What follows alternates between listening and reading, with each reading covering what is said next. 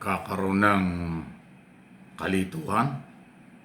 Yung ibang mga mamamayan na napapaniwala nung sabihin natin mali o sinasadyang interpretation nila para linlangin ang taong bayan. Okay?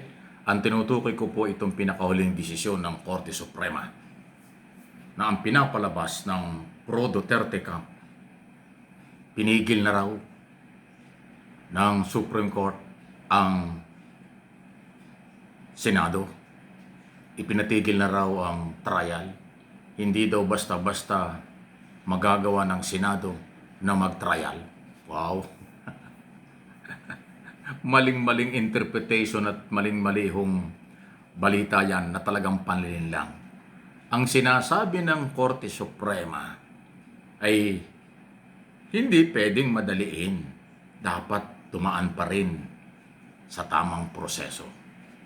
Diba? Ang ginawa lang sa Korte Suprema, paalaala lang na idaan sa tamang proseso, huwag madaliin. Doon sa interpretation ng forthwith, kaagad-agad. Ayan, yan ho. Hindi po sinabi ng Korte Suprema na walang authority ang Senado para maging impeachment court.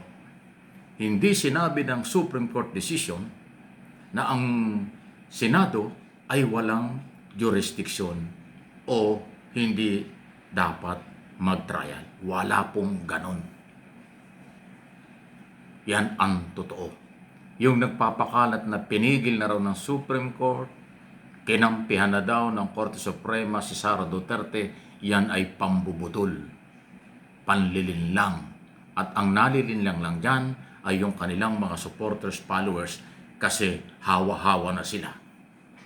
Sabi nga ni Trillanes, para silang kulto. Kahit na anong mangyari, yun pa rin mali na pinaniniwalaan pa. Yun ang masakit. At hindi po yan ang totoo. Ang kanilang ipinapakalat ngayon. Ang totoo, gagawin ng Senado ang kanilang trabaho.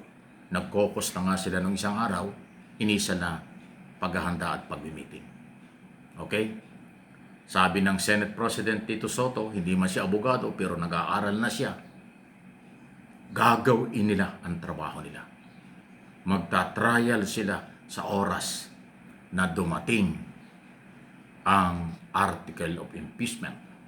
Sabi pa nga ni President pro tempore, Senador, veteranong senador na si Ping Lacson. Anong sabi ni Senador Lacson? Kahit nakareses, pwede silang mag-trial. Kasi ang impeachment naman, iyan naman ay hindi sakop ng rules na sila'y nakabakasyon.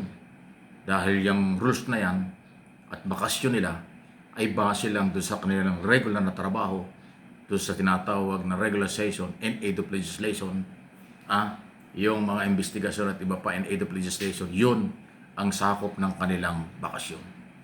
Pero ang pagbubuo ng impeachment court at trial ay pwedeng gawin kahit nakareses ang Senado.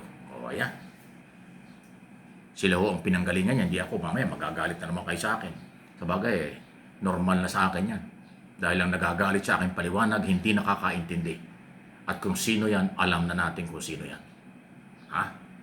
Tagalog na Tagalog, hindi pa nyo maintindihan. Kasi nga, sabi ni Senador Soto, ni Senador Trillanes, para ng kulto yung mga taga-suportang yan.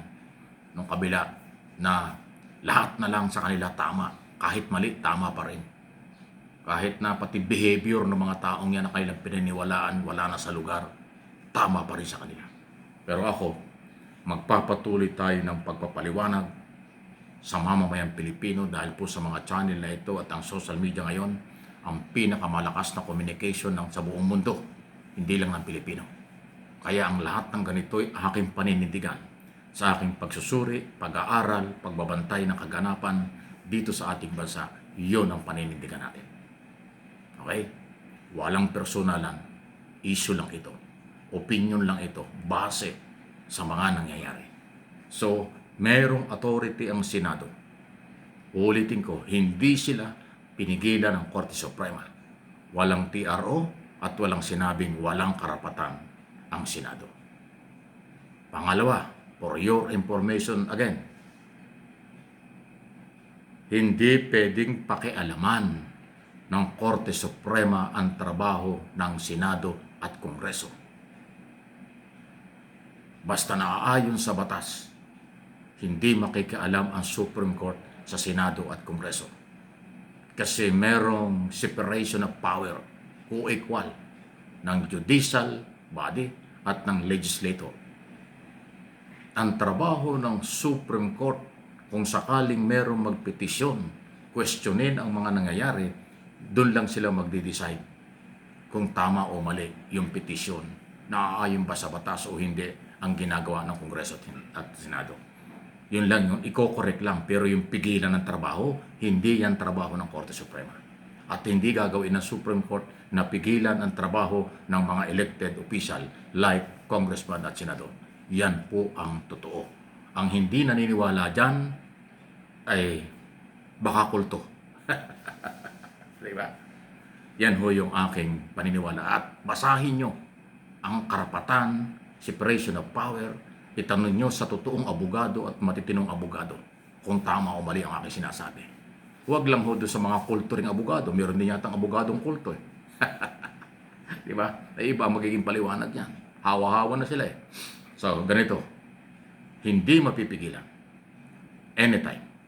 Pag tinapos ng Kongreso sa Monday ang recommendation na merong probable cause, yan ay sa plenary na ho tatapusin sa Kongreso. Tapos pag nakuha ang enough number, 1/3 ng 300 plus congressman, ang article of impeachment ay ipapasa sa Senado.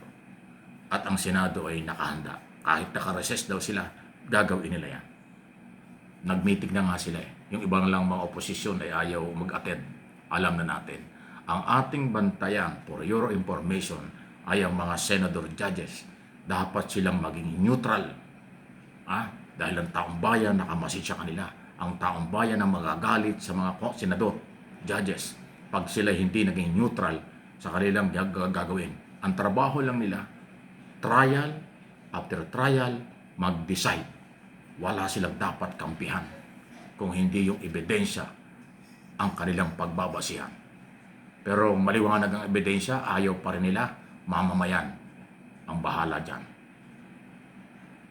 Nandyan ang ebidensya, nagbubulag-bulagan pa, mamamayan na rin ang bahala dyan. O wala namang ebidensya, sasabihin meron, mamamayan pa rin ang bahala dyan. Ganun po.